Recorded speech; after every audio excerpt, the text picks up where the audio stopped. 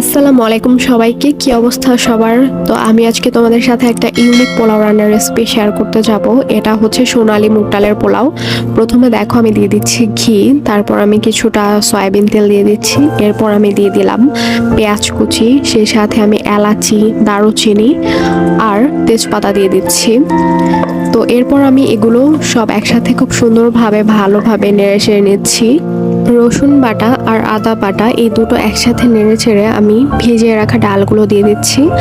তো ভিজিয়ে রাখা ডালগুলো নেড়ে চেড়ে নেওয়ার পর আমি দিয়ে দিব এখানে পোলাওয়ের চাল। তো আমি নিয়েছিলাম 2 কাপ পোলাওয়ের চাল আর হচ্ছে 1 কাপ ডাল, তোমরা চাইলে কম বেশি নিতে পারো।